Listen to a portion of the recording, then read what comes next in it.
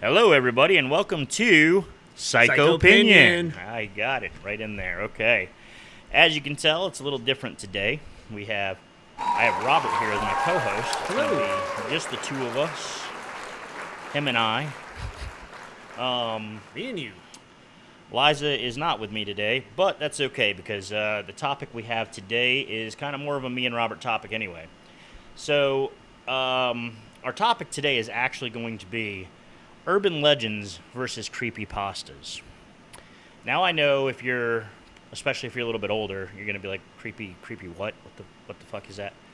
And I'm gonna tell you right now that I had no idea really what this was either. I had heard the term before. I really just kind of just skipped over it in conversation and stuff if people brought it up because I really didn't know what the hell we were talking about. But we're gonna explore that today. We're gonna explain what that is, how that is related to urban legends, what urban legends are, and kind of just get into that whole thing. Now, I will tell you, we've been researching this because we research our topics. We try to get as much information together as possible before we start discussing it so that we don't sound like morons on the topics. But sometimes we might, but sometimes we might, and sometimes sometimes you miss a detail here and there. It's a process.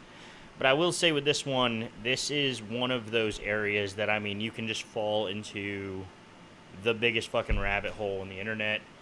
I'd say more of a black hole. It's an endless dive. It's absolutely endless, and I'm going to explain part of that here in a second because I'm going to start discussing urban legends and kind of just give you some clues as to why that is so big. It would take us probably 6 million shows to talk about every urban legend, every creepypasta, and really get into that. So today is more of a kind of a intro to this topic and some of our favorite stories and some honorable mentions, of course.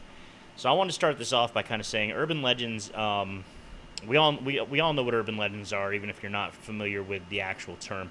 The actual term means a humorous or horrific story or piece of information circulated as though true, especially one claiming to involve someone vaguely related or known to the teller. So what I'm trying to say there is, if you've ever lived especially in a small town where there's my cousin's roommate saw this, or my uncle's best friend told me about this time that he ... Usually these are, it does say humorous or horrific. Usually these are kind of campfire stories. These are more of a horror stories or thrilling type stories than anything else. And it's huge. And the reason why I'm saying it's huge is because realistically, this encapsulates hauntings, cryptids. I mean, realistically, if you think about it, Bigfoot is an urban legend. Loch Ness Monster is an urban legend. All these hauntings that people say that have happened are urban legends. Well, they're all urban legends until proven true. Exactly, and that's where the line comes in.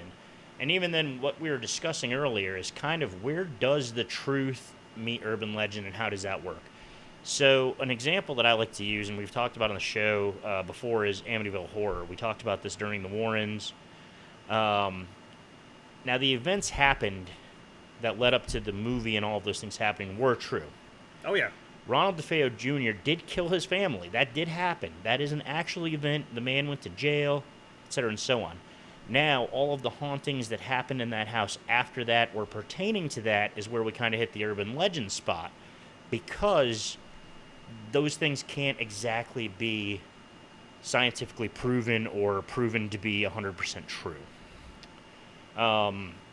We also have some of the major ones here. So, and that's what I was going to kind of throw out when I said honorable mentions. I wanted to discuss some of these that we've all heard of, and these are under the urban legend umbrella. And with urban legends being so prolific, I mean, anywhere you go has some type of urban legend somewhere. Oh, absolutely. If you went 2 towns over and asked people in the neighborhood what if they've ever had an urban legend or if they've ever heard a story like that, every town, every city, everywhere has got that haunted house or that witch that lived in the woods or the creature that is, killing farm animals.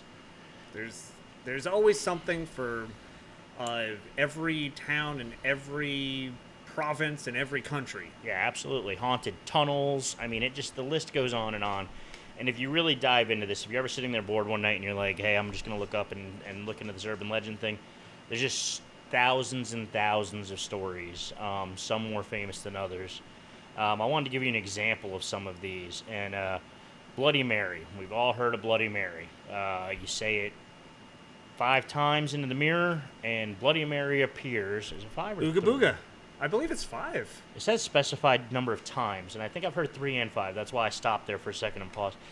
So 3 or 5, whatever specified number there is for that location, for your location, wherever you are. You say Bloody Mary a certain amount of times into a mirror, she appears, she kills you.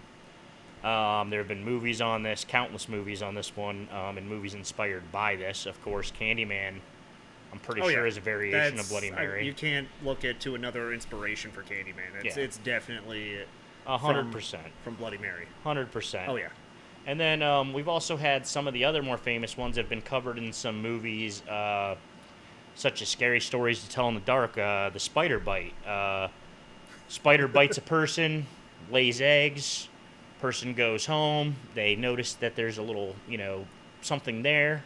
All of a sudden, spiders just come out of their flesh, and just hundreds of spider babies come out of their flesh. It's pretty terrifying to think about. It's absolutely terrifying, and that's what makes these so interesting and so good, is that everybody swears that this happened to somebody that they know, or somebody that they know, their relative or cousin or roommate.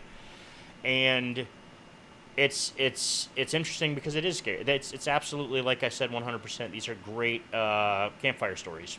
Some more honorable mentions. We've got the Hook Man. This one was featured in the movie Urban Legends. Nice. And a lot like I Know What You Did Last Summer. So this one, is it's the tale of, it's usually a couple, and they're out and they hear some kind of news story about a man that just broke out of an institution who has a hook for a hand. And a couple variations of it. Either they freak out and they go home, and then the hook is in the back of their car, like stuck into the trunk or something. It's piercing the metal. Yeah, piercing the metal. Or another variation is somebody gets out. I think usually probably the guy. He's attacked by this man with the hook, and then he's hung from a tree. Yeah, without the female seeing it usually. Yeah, and then she hears the scraping of his shoes on the top of the car. Yep. It was the Hook Man. I think I've heard most of these myself. Yeah, absolutely. And I mean, I'm sure when you were growing up, there was different variations. Everybody's heard this. This is one that was really interesting to me, and I've heard some of this, but I haven't heard this one part. But it was kind of freaky food was sort of the topic, and it was talking about how recently they were saying that KFC were breeding genetically mutated chickens for their burgers, and that all these shock pictures came out and people started freaking out. But this was revealed to be fake, so that's why it's in the urban legend list. And that goes along with the same thing, and I think I remember hearing when I was a kid something about the burgers at McDonald's being worm. Well, wasn't there a thing like the meat from Chicken McNuggets were grown in vats? There's so many food. Yeah. There's so many food things, and I heard the burgers were made out of worm meat, things like that. Also, the one that has happened, unfortunately, and it's very, very fucked up whenever it does happen, but another one is all of the different things put in the candy, the razor blades and stuff on Halloween, which that's another one of those ones that kind of does come into fiction. But what makes that an urban legend, even though it actually has happened, is that 99% of the time, usually the person whose cousin's best friend that happened to it usually didn't. It's not as common as... I don't think it's as common as the story being told is. I feel like with that specifically, it's more of the fear of it happening, and it's kind of like a widespread panic. Oh, having kids, absolutely.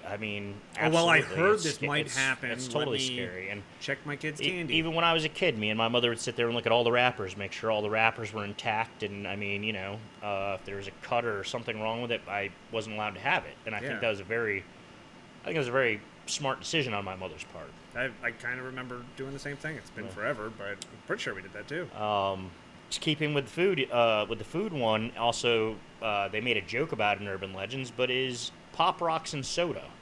Is that gonna bust your guts? Are you gonna explode? Are you gonna whatever the case? The extra carbonation, giving that extra pop.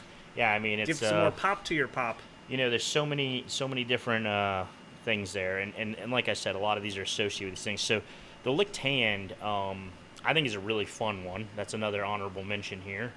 Is a woman or a girl, sometimes an old woman, sometimes it's a girl. She hears like a dripping in the attic, and then she has a dog that always licks her hand for comfort. It's something that's happened for a long time. This dog licks her hand and she knows it's okay. It's a comfort thing. So she's hearing this dripping and she's laying in bed and she's got her arm off the bed and she hears this dripping and she's getting a little scared and her dog licks her hand and she's like, okay, I feel more comfortable. Keeps dripping. She goes to check it out. She realizes that her dog has been murdered and there's a note there saying people can lick too. Okay, that's pretty weird. I've actually never heard that one, but I really enjoyed that one. I actually thought that one was kind of cool. I was like, all right, that's a fun one, so I want to include that. That actually kind of sounds like a creepypasta. Yeah, I like that. I like that one, and that's a good one for me. Yeah, so. Well, I guess talking about creepypastas, I guess we should go into a little bit of detail on that. Yeah. So, creepypasta, it's a weird name, but it does have... Explain to us why. Give us the definition and history of this. It has a very specific meaning behind it. So I guess when they were made, it was just... Or when creepypastas were started, they were just stories loosely passed on the internet and shared, kind of like spam emails, whatnot, and it was always copy and pasted. Mm-hmm. So it became such a huge thing of being shared widespread that they were creepypastas, is what it originally was, and eventually over time they turned into creepypastas. Oh, ironically enough, with the copy paste, it's interesting because also on my urban legends list, that was another one, was the pass this email on, the chain letters. Pass this email on to 5 people or else Jesus won't love you, your cat will die, you'll choke on a candy corn, I don't fucking know, whatever. That's exactly how creepypasta started. And I guess the term was actually coined on the website 4chan in the paranormal, or the X board, in 2006. Okay. But that's only when it was coined. They've been going around well before that. I guess the very first one that I could find was apparently called Ted the Caver, which was written and posted to the internet on 2001. Now, let me ask you, just because I still don't know a whole lot about creepypasta. Now, is this one contained site, or is a creepypasta could be on any site? So right now there is an actual site for creepypasta. I believe it's creepypasta.org. Okay. But it's not contained to the site. Anyone can write their own creepypasta. Anyone can create it. They can post it up there, or they could post it on some other medium, but it would still be considered a creepypasta. So what I'm gathering, and kind of to bring these two terms together and where we're going with this, is my understanding is basically we go back 100 years ago. There's no technology. People are sitting around a campfire. We want to freak each other out. We come up with these stories. Fast forward 80 years into the future, we have computers and technology. We're still doing this because we all love horror. We all love to be freaked out. We've talked about this. Now, this is the technological way to create an urban legend. It's the digital campfire. It's the way we can just spread the scary stories that we want to tell each other. And that's exactly what creepypastas are. Okay. So it's, and that's the thing is, with creepypasta, it's not just the story. Sometimes it's the story accompanied by a picture, a video. Okay. Sometimes it's a little bit extra. It's not necessarily just the story itself. And I do believe we're probably going to get into that a little bit more, but it seems to me like a lot of newer horror movies I've seen, I'll have you or even other friends have mentioned to me, like, oh yeah, there's a creepypasta about. So it's kind of also doing the same thing Urban Legends did, where these stories come out and they're kind of basing things off of these creepypastas. And it's funny you say that, because with Ted the Caver, which came out in, I said, 2001, okay, I was looking over it and read it, and it reminded me of a story by Junji Ito, which is a Japanese manga artist, and that, and a movie called The Descent. Ooh, I love The Descent. And here's the fun thing, is The Descent came out in 2005. Okay. So maybe even The Descent was inspired by Ted the Caver. Yeah, and I mean, it's totally possible for two people to come up with similar ideas, but yeah, I mean, it does seem like there's these origin stories that it's a little coincidental. Sometimes things come out a couple years later that are a lot like something. So yeah, I mean, we can never be sure 100%, but it's fun to think just because the first creepypasta was 2001, and ever going forward, Now, would you things say, might would come you from kind that. of describe creepypasta as being the evolution of urban legends, or would you say that they are different? I feel like it is the evolution. The evolution, so Yeah, it's just a different way. It's a different format of sharing these urban legends, of sharing these tales, these stories. Um, I do feel like creepypastas are a little bit different, as in they are specifically made up. They don't necessarily pull from actual happenstances. That's not necessarily meaning they don't have uh, anything based off of real life that inspires them, yeah. but they normally don't. It's normally I, pure fiction all the way through. and I do feel like with urban legends, like I had said, they're usually based off of something. Like there might be a house that's creepy in a neighborhood, and somebody makes up a Or story this about it, and terrible it crime happened yeah. in this abandoned house, and that's Yeah. why it's abandoned. Makes for great urban legends. They usually great have stories. some kind of background story. There's usually something physical that exists. I think with urban legends, there also most of the time there's something physical that exists. It just makes the story more interesting. Stay away from that tunnel at night. Yeah. That specific tunnel is haunted for this reason or that reason, or there's a character or a creature that comes up. So there's usually that physical ambiance, if you will, of the story.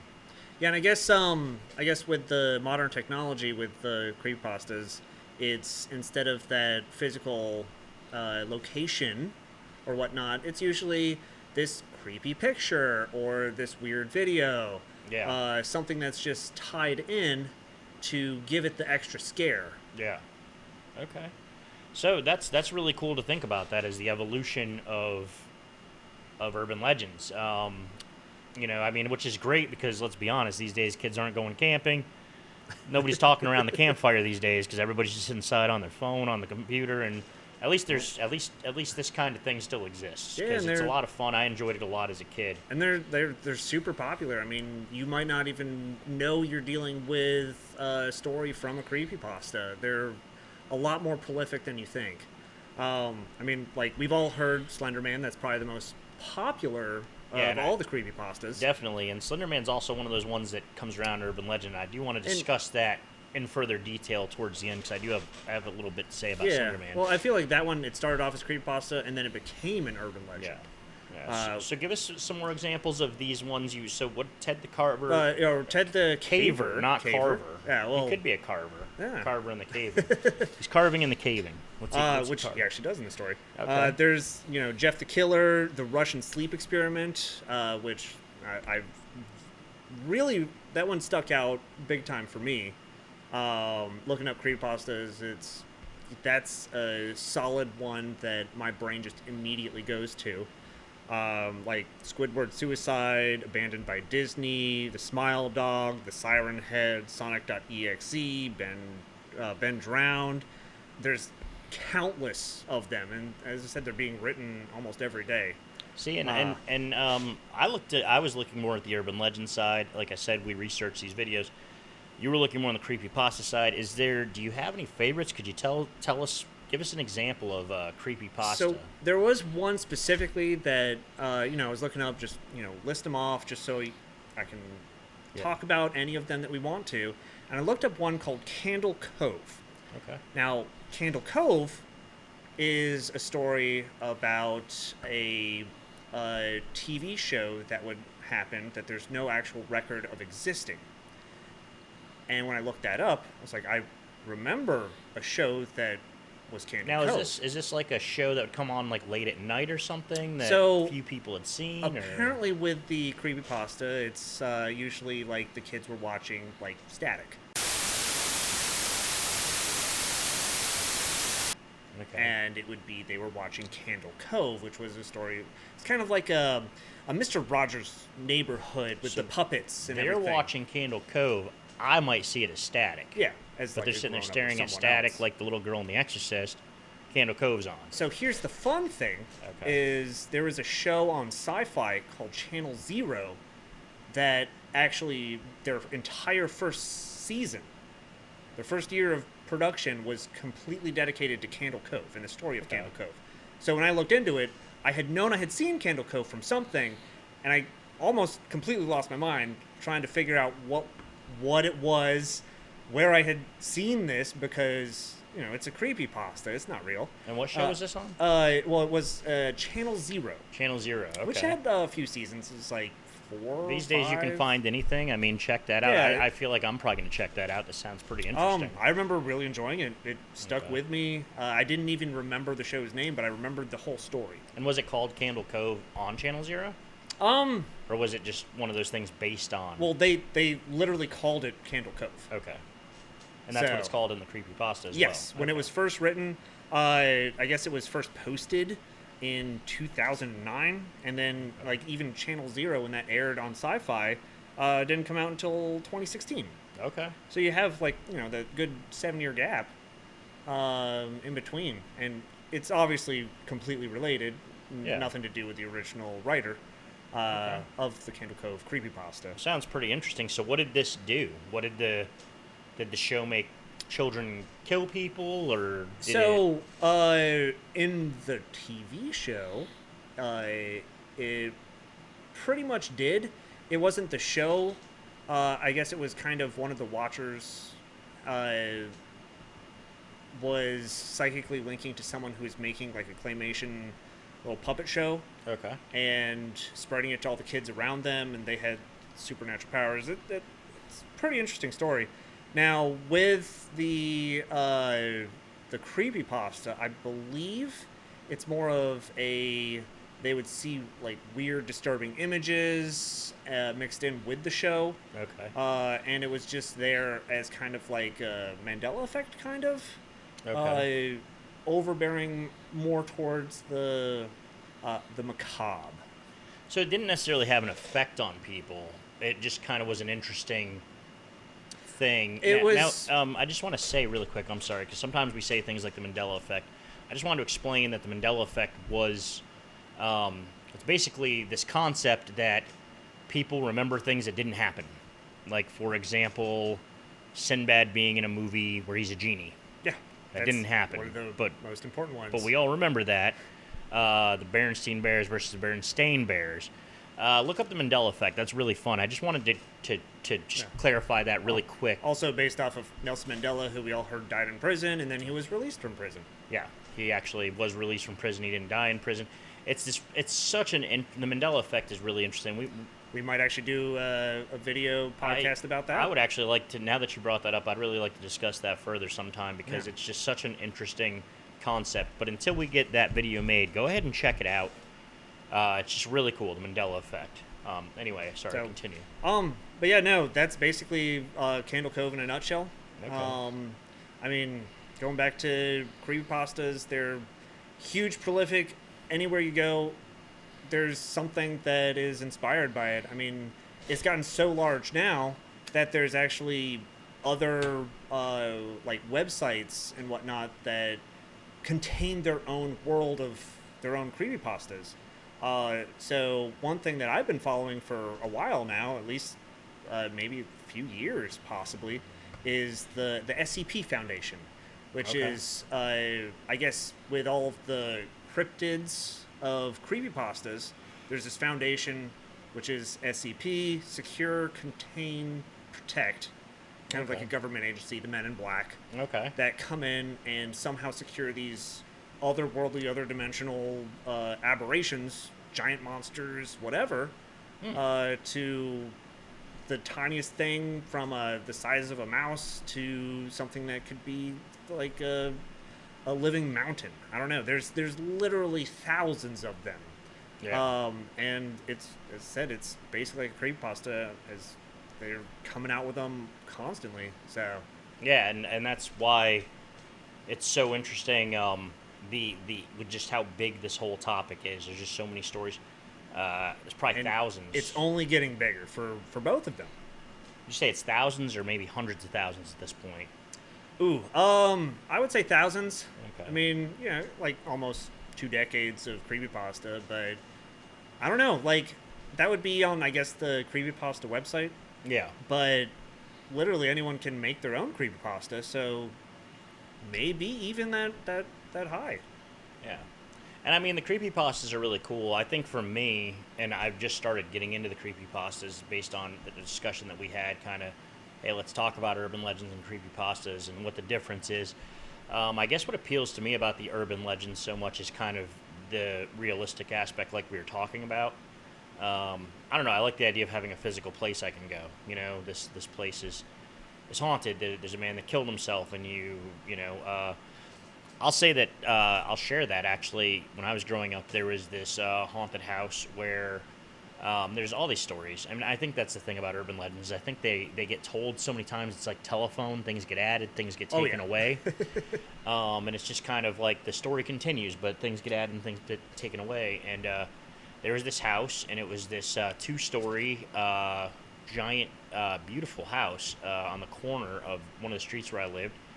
And the trees and stuff were overgrown. Everything was kind of overgrown, and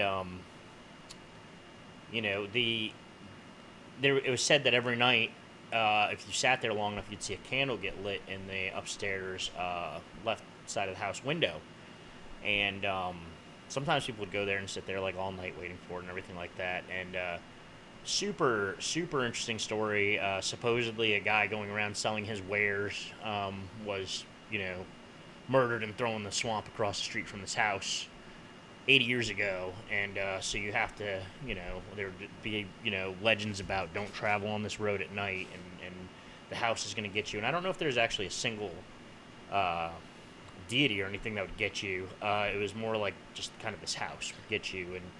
And supposedly a man killed himself, hung himself in the upstairs, and that was another one. Some people said that they had seen him swinging in the window sometimes. Yeah. Well, that one actually reminds me of, I guess, kind of a local urban legend.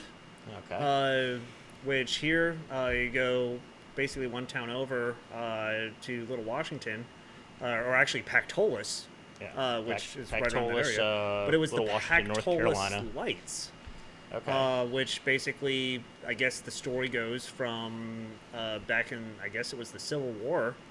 A lady's betrothed was sent off to war, and she would wait by the little passenger station every single night with a lantern, waiting for her beloved to come home. And every single night she would go up there with a lantern and come back after no one showed up. And one night, one of the trains left its... old trains used to have a little hook to come out so they could drop off bags of mail, whatnot, and someone had left it out, and it apparently decapitated her. And I can only imagine that we're going to see this lantern going around. Yeah, it's the basically tracks. like a floating light. And I spent quite a few of my nights as a teenager out there on the old abandoned railroad tracks. Did you see the light? Personally, I'm not 100%. I didn't see anything solid. I saw some weird things, but nothing I would say is some of the people I went with had. It's always hard to trust the accounts of a teenager that might be sneaking booze out and maybe smoking a little something out there while you're waiting to see the lights. It's always kind of a crapshoot on. Hey, either way, it was a fun time. Yeah, absolutely. And that's what a lot of this is about. A lot of it's about fun local legends, the urban legends, and then, like I said, there are the larger ones, is the ones everybody's heard of, and the cryptids as well. One day when we find Bigfoot, and hopefully he's just some big fuzzy cool guy who would kind of add some. I would like to see the Bigfoot family add themselves to society.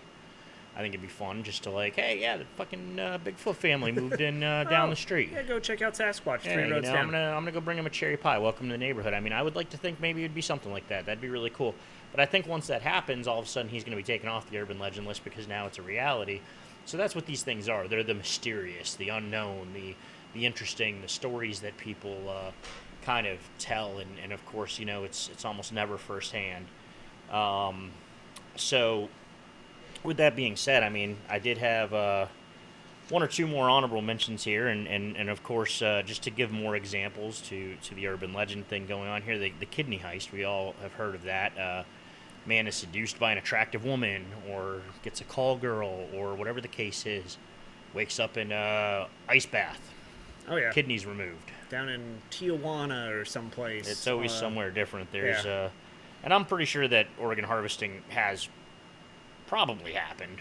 But I mean, it is one of those things. It's that horror story. If you're gonna go to Mexico for spring break or something, watch out for the beautiful woman because you're gonna wake up without your kidneys.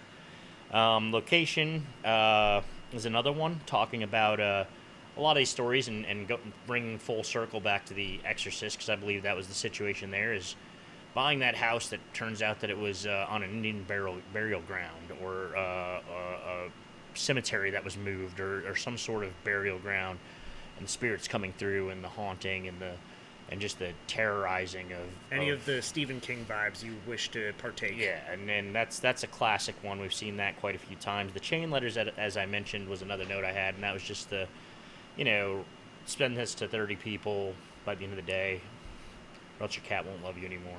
Yeah. And I guess that is the evolution directly into creepypastas. And one that was made very popular by a movie called When a Stranger Calls. Of course, we have the caller calling from inside the house.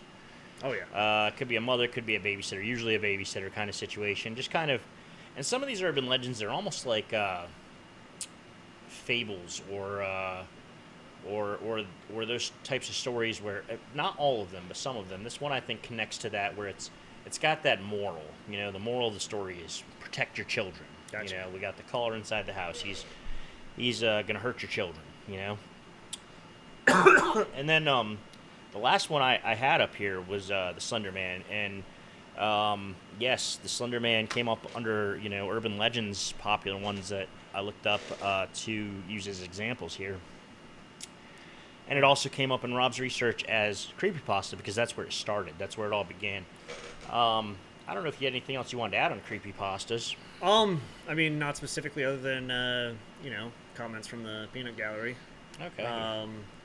And that's just it. I mean, this is something, like I said, it's such a vast topic that if you're watching this and you're a fan of creepypastas or urban legends or anything like that, I'd love for you to put in the comments what your favorites are. Maybe that's something that we could do like a whole show on. Tell us your favorite urban legend. Give us your favorite creepypasta. We'll look it up. We'll talk about it. Talk about it and see what that is. And you might be educating us on something new.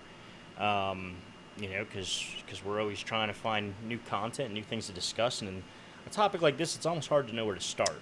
It's literally endless. So it's hard to find a starting point.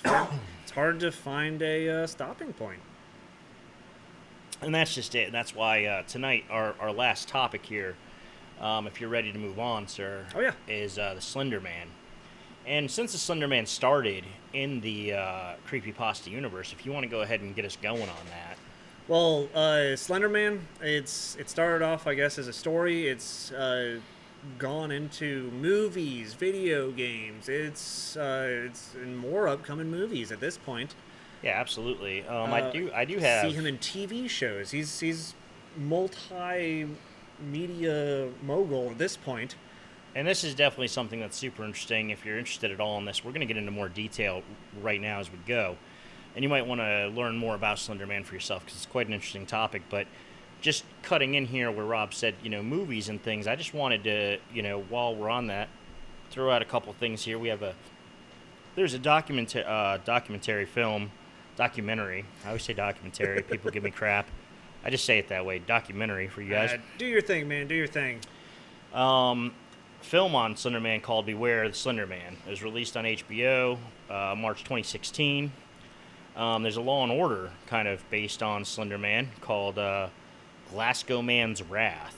It's in season 16 if you want to check that out. Criminal Minds did an episode called The Tall Man. It looks like that was episode 14, season 5. It looks like the air date was October 31st, 2018, if you want to look that up. I would even say he's been an inspiration to multiple types of characters.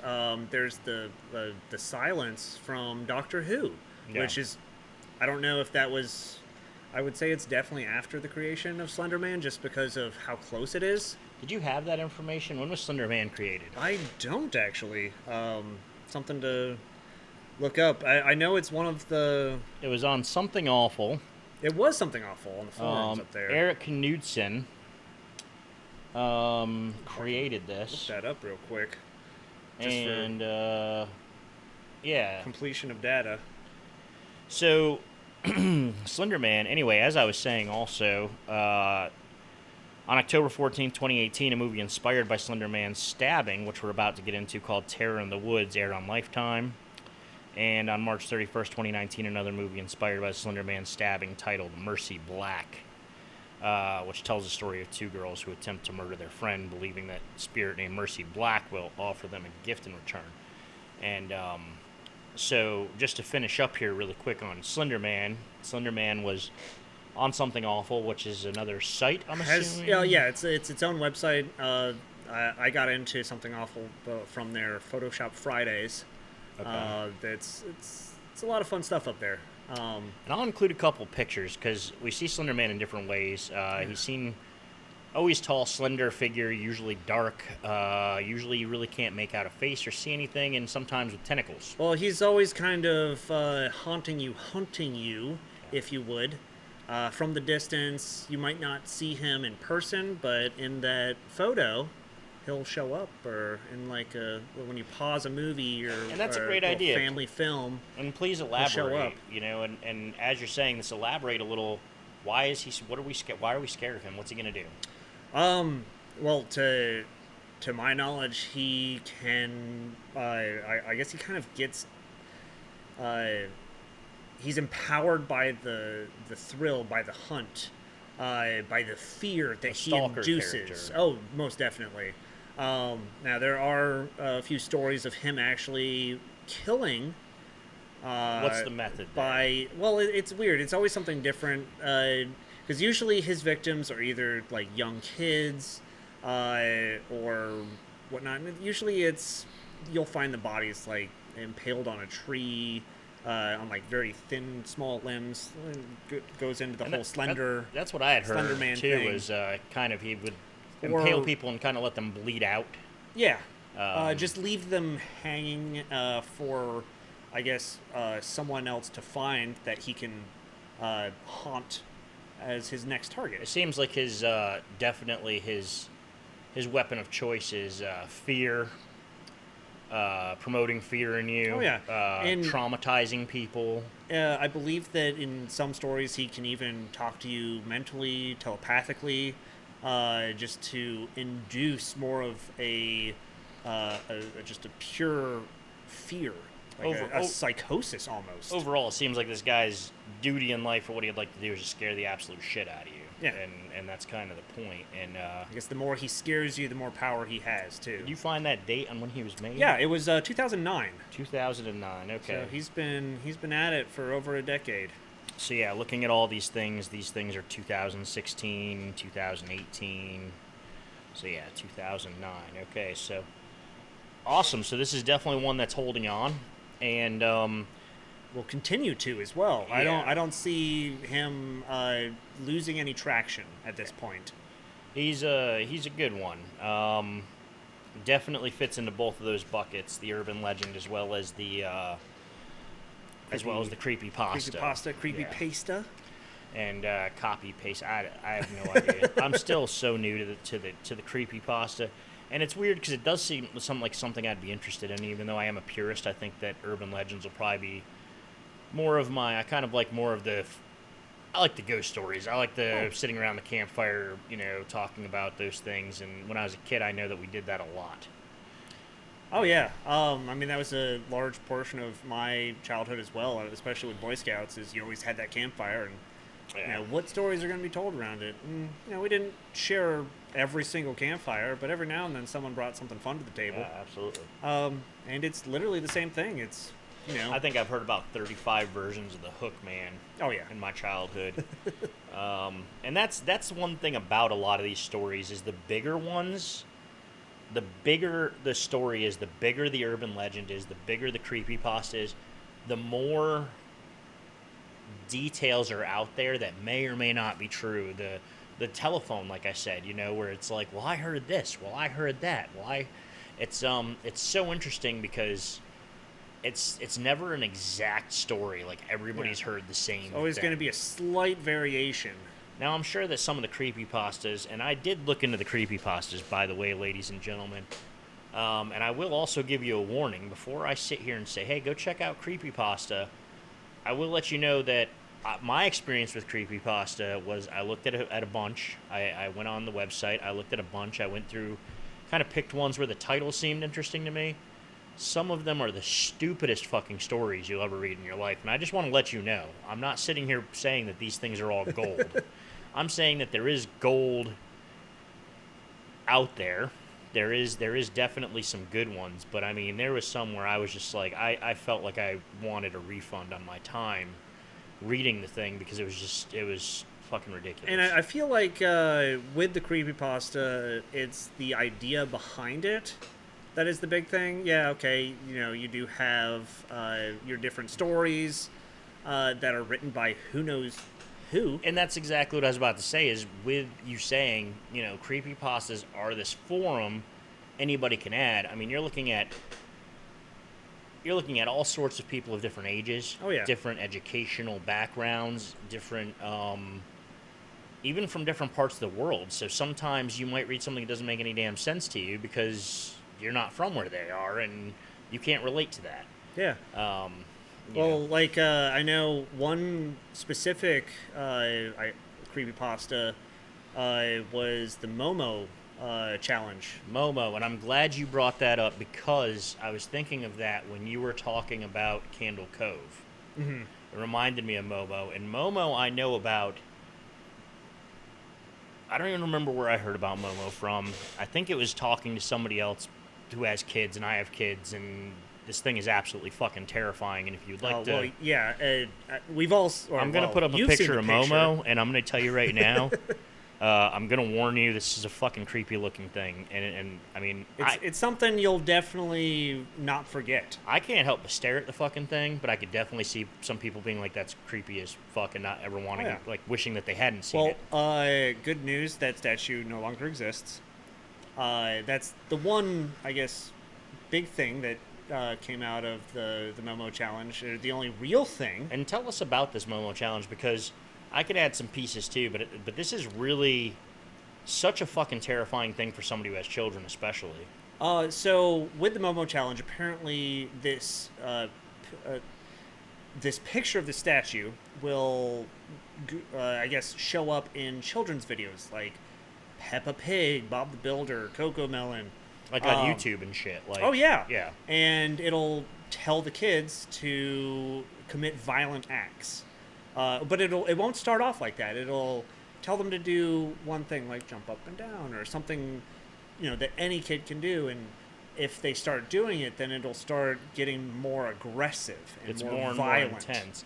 And that's such a manipulative way to go about it, because people, when they get that sense of satisfaction that they could complete the challenge, well, now the next challenge is this much more difficult, or this much more scary, and or this then much more. Once it gets to the point of almost no return, it's, you have to commit suicide, or I'm going to release all of your family's bank account information. And I want to say that there was a girl who did commit suicide. So that's also part of the Momo challenge hoax. Okay. Actually, looking it up, I wanted to actually find out if it was true, because I had heard the same thing.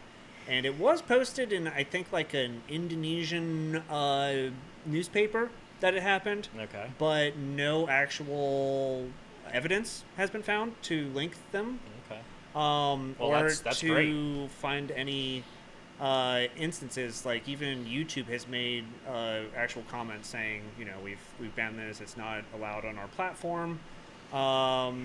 And they don't really have any evidence of it ever existing. And that's the thing, is that's also part of what makes all of this so interesting and kind of brings it full circle on the urban legend creepypasta coming out and being part of reality, is those rumors come out that somebody actually did this. Oh, yeah. Bringing validity to what it was trying to do in the first place.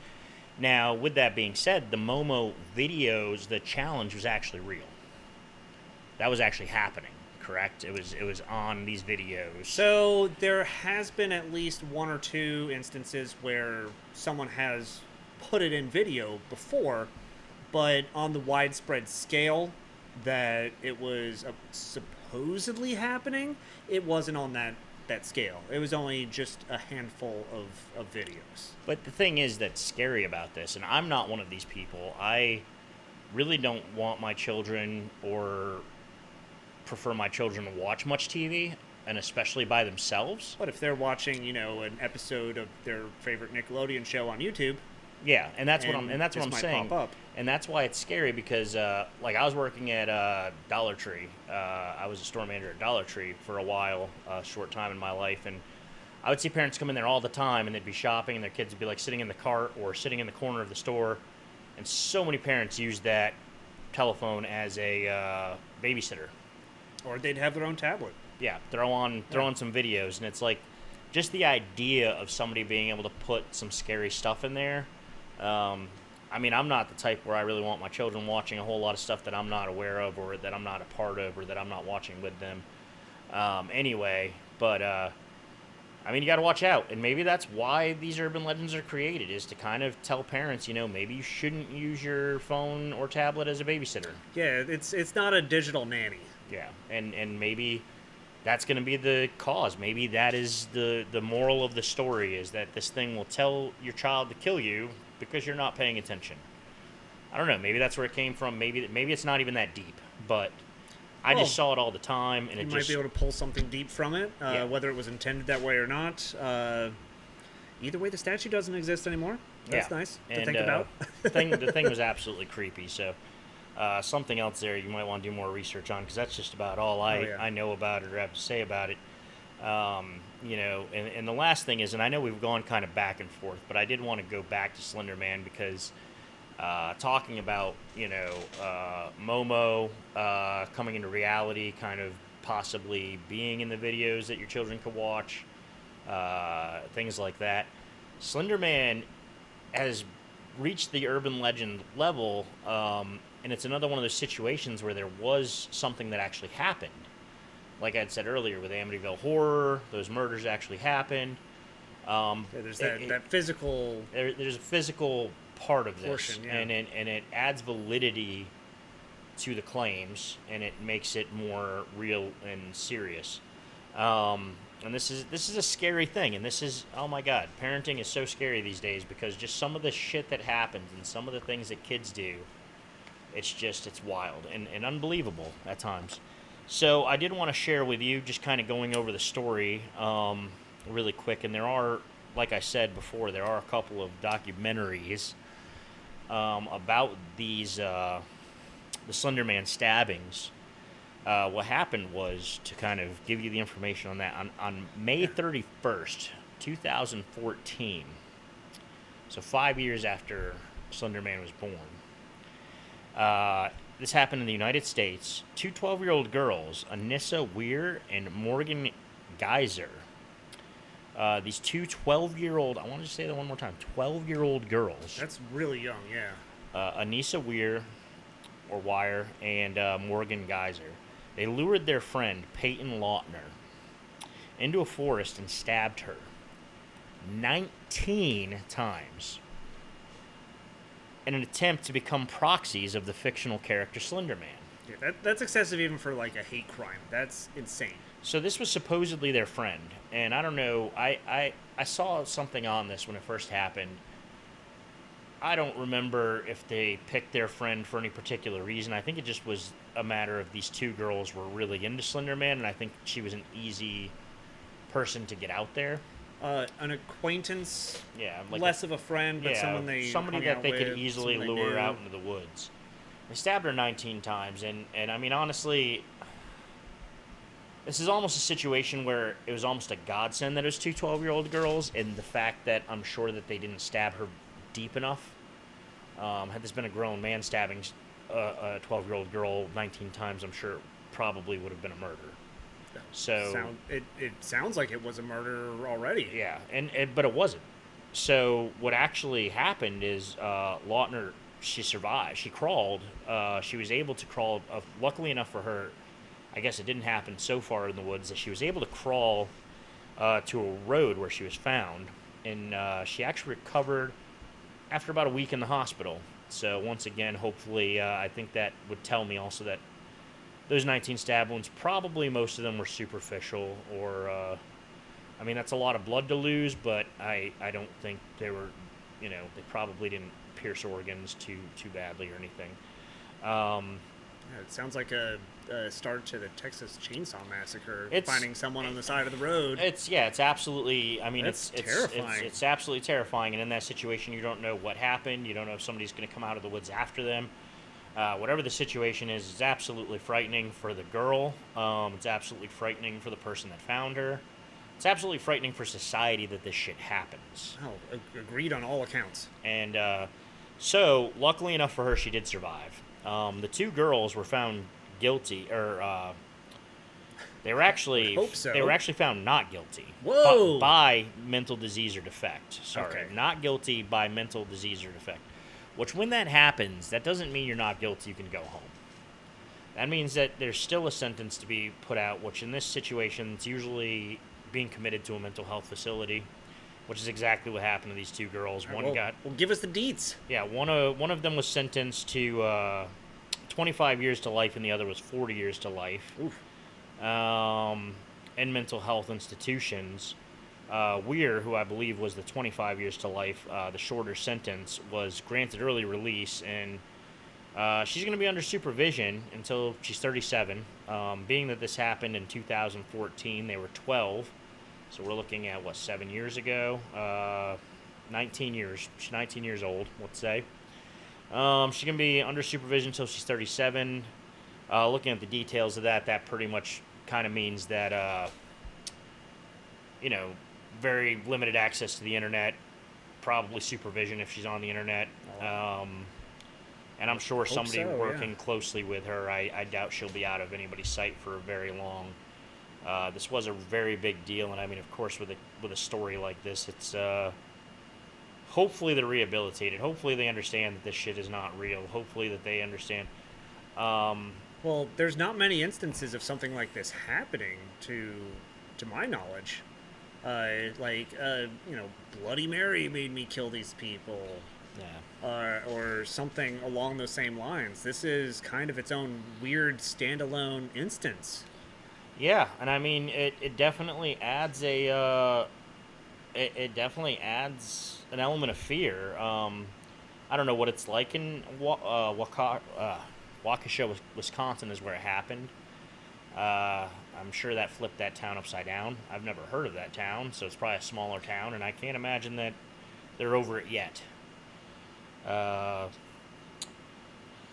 Well, and then I guess we can say that Slenderman definitely has its physical location in that town.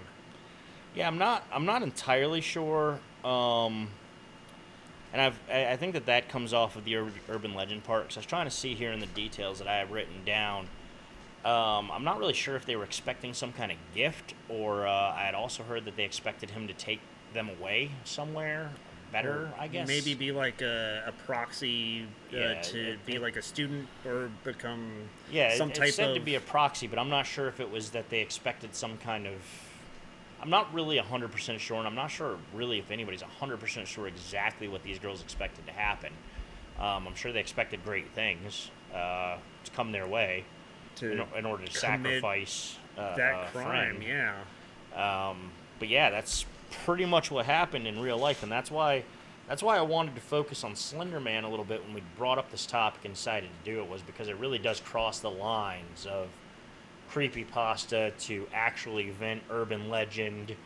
I mean, this thing has definitely had some traction and has taken off. Well, and that's also something, is whenever you hear a story or a tale of what Slenderman is doing, what he does, it's never to entice people to his side. It's he's hunting, he's haunting you, he's doing his thing. It's never to pull someone under his wing. Yeah, and I'm not really sure why that was what they were going for. It kind of makes me feel like there are a lot of just bad eggs, if you will, out there in stories, even going back to Satan in the Bible, the devil. I don't know if you can just be like, hey, I'm going to stab my friend to death here, and the devil and I are going to have hot cocoa and, eat cookies together. I don't really know if it works that way. I'm not really sure. Some of these things just kind of do their own thing. They're there to cause destruction or pain or torment people or whatever the case is. And I'm not really. I mean, that some of the details on this thing confuse me. And the thing that's tough about looking up some of these urban legends and creepypastas and even the cryptids and everything else is that you want to come out with the facts. You want to come out with this is what happened. And in this story, we do know that these girls were in the woods in this town and this happened on this date. We do know that. But there's always some of the details that you hear something different in 15 different locations. All of them seem about as reliable as one another, and you really don't know what to go with, Yeah. So, with that being said, I definitely think that this is an interesting place for us to start, and Slender Man is an interesting place for us to end on this topic for tonight. Definitely something we're going to talk about more. It's just so interesting. It's a black hole. You could fill your house full of books on urban legends, cryptids, creepypastas, everything else. You probably still would only have a portion of it, of the information in there. There's actually a scientific study, like a field of cryptids, isn't there? Cryptozoology is actually what it is, and I learned a lot about this. Funny you brought this up, but one thing I'm really interested in is the Mothman. I saw the Mothman prophecies back in the day, the movie with Richard Gere. Okay. It's a great movie. Great movie. I recommend it if anybody wants to check it out. It's pretty creepy. So Point Pleasant, West Virginia is where it all took place, and just so happens me and some of our friends decided to go there for the Mothman Festival. It happens every year, but this just so happened to be a 50th anniversary, so it was an extra big to do. Yeah. And with the Mothman being another one of these cryptids, we had Bigfoot hunters there. We had paranormal investigators there. We had sidewalk artists doing pictures, selling pictures that they were drawing and creating of Bigfoot and Mothman. Yeah, and a 50th anniversary is a huge gathering, so I'm sure there was a plethora of... They had a local theater where people were talking about their evidence that they found on Bigfoot. Really, really interesting festival. And I'm going to tell you right now, even if you're like a skeptic or you're not that into these things or you're not one of those people that really, is interested by this stuff, it was just a good time if you went and you allowed yourself to just enjoy it. It was the atmosphere, the people, and of course you even had like somebody dressed like Darth Vader walking around. I mean, it's like you get into a festival like that and it just opens up the door for everybody that's just really into something that's mysterious or a story or whatever the case is. It was kind of like Comic-Con for cryptids. That actually sounds amazing. Yeah, it was really cool, and they had a bunch of vendors. There was really good food there. I mean, I'm somebody that I love some street food. I love some food trucks. Oh, yeah. I mean, that was some really local good. Food trucks. And I even bought some art. I've got some art in my house that I bought. There's this one guy that did really interesting pictures where he'd buy landscapes or whatever from like Goodwill, and he'd paint the Mothman in there. It's really, really cool looking stuff, and it was super cool. I bought a couple Mothman comics. There's a guy there that wrote and illustrated Mothman comics. That was really cool. And you even got to go on the tour. And the tour, if you watch, or if you have seen Mothman Prophecies, or if you watch it, you get to see all the different places that these things happen, the different sightings and the different viewings of Mothman in the town. And there's a tour you can go on where they explain exactly who saw what, where, and what it looked like, and just super cool, super fucking cool. Definitely going out for the anniversary, the special anniversary. Yeah, and it was one of those big ones. So it was really just such a good time. I mean, I'm not going out and hunting Bigfoot. Not that I'm opposed to it. I wouldn't even know where to start. I'm not into it enough to know where he is. But I mean, it's just if you kind of just allow yourself to have a good time and just enjoy a good story and just kind of go with the flow on these things. A lot of them are really fun. It's really, really fun and interesting to kind of see what other people are doing. And well, and I feel like that's why these have picked up, why they're so popular. Yeah, absolutely. I mean, it's and we've said this before. Aliens, ghosts, cryptids. I mean, I think in a way, all of these things, believing that these things exist, make people feel less alone. Or maybe not feel less alone, but just the strive to find out a little bit extra, just to explain it, or just to find maybe a little better of an explanation than there already is. It gives a lot of purpose. Absolutely, and I mean, even just researching these things, I mean, it's really, some of them are super super interesting to look at and to.